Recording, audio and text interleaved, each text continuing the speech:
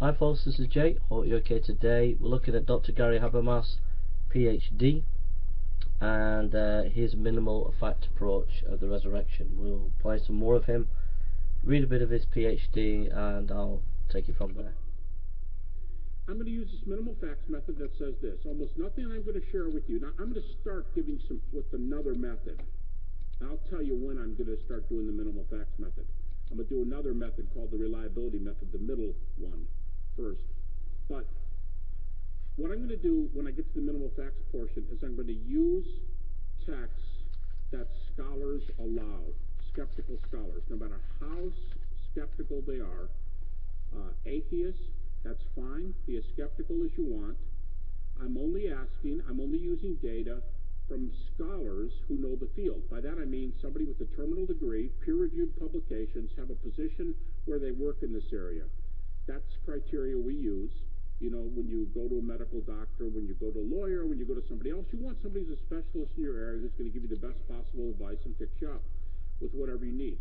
So sometimes we have a bunch of websites that are readily available, and if that's your thing, if you want to go to the websites where all the scholars are folks with BAs who are out of their area and they claim to be scholars, they don't do any work in the area, I mean, that's fine. It's America. You can do what you want. But I'm just saying, if you go to the scholarly websites where people are as skeptical as possible, and they are atheist New Testament scholars, they're going to admit a body of data. This is one of the most misunderstood things. Skeptical scholars will allow you to use the New Testament. In fact, if you don't use it, they will, because they think there are some worthwhile passages. That's the only thing I'm going to use is their data. And my thesis tonight is going to be, if you take a skeptical look at the New Testament, use the data they allow, there's enough data to show that Jesus was raised from the dead. That's my approach. Now, that much on methodology, a couple things about historiography.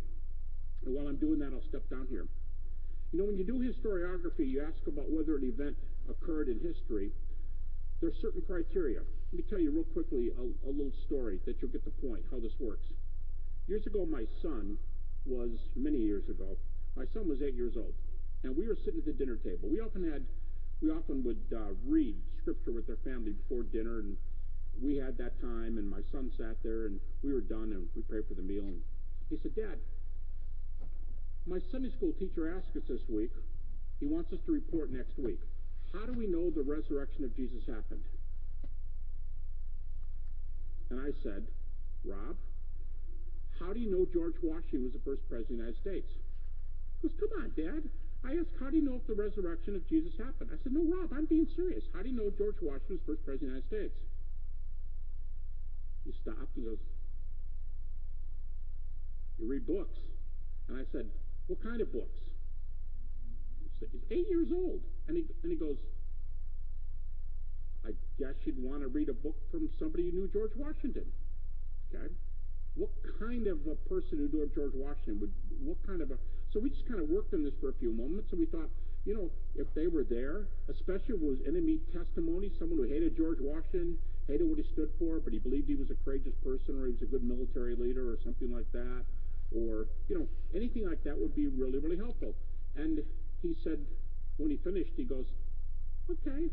In other words, when you ask about the resurrection, you do history. And I don't know, probably because we're in the middle of a meal, he just went, "Okay." And he never asked about resurrection. And I kind of forgot about it, and he kind of forgot about it, and we kept eating. And about a week later, he got home. We were at dinner again. And I said, "Hey, how'd that go with your Sunday school teacher asking how we know Jesus was raised from the dead?" He said, "Yeah, he came into class, and he said, 'How do we know?' And I put my hand up, and he said, 'Rob?' And he said, 'How do you know George Washington was the first president of the United States?'"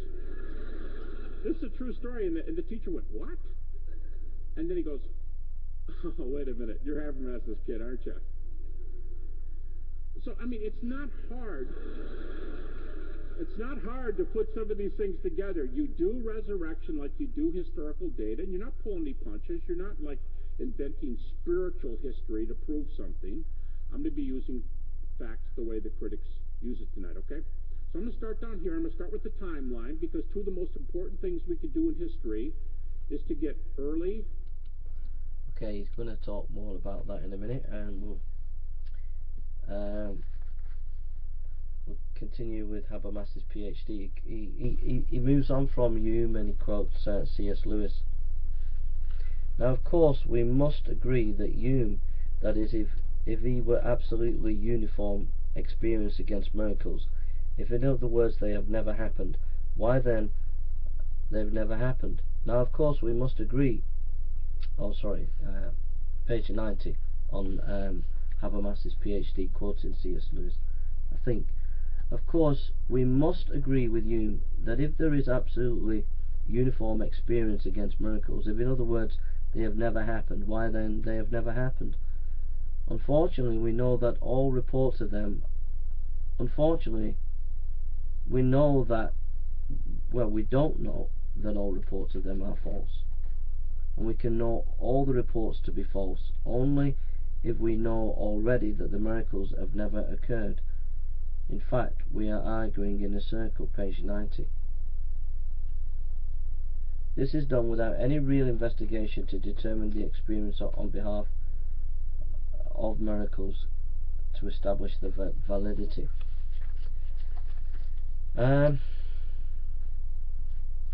He quotes, I think, C.S. Lewis, just because there are laws of nature, this does not mean that occasional abnormalities cannot occur, page 91. So basically David Hume saying, look, we have these general laws of nature, we don't see dead people rising, therefore miracles don't happen.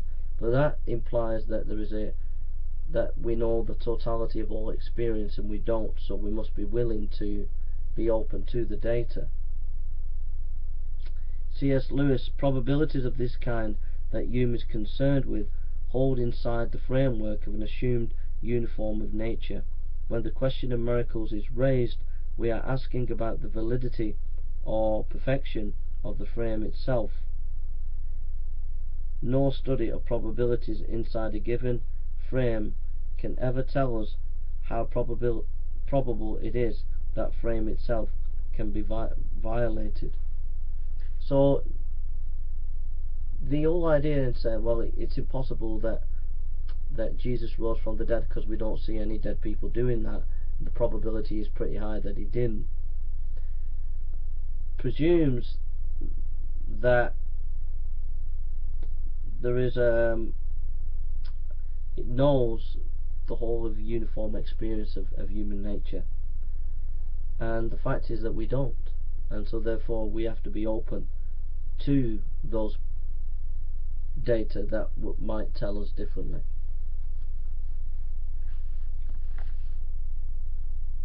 As we have said above, we can only know that there is a uniform experience against all miracles if he has investigated all of the serious claims. It's interesting to note that most atheists and skeptics don't investigate miracle claims.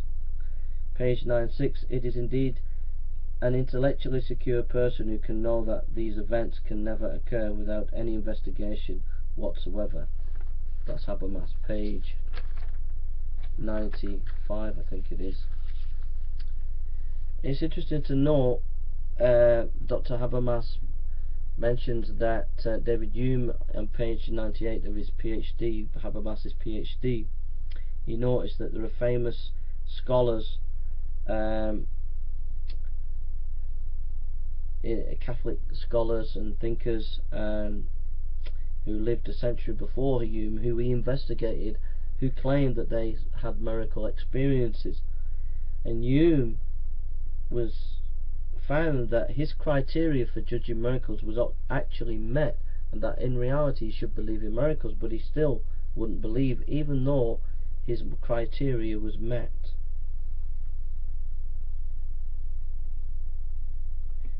Hume says, what is more extraordinary, many of the miracles were immediately proved upon the spot before judges of unquestioned integrity, and yet Hume still wouldn't believe.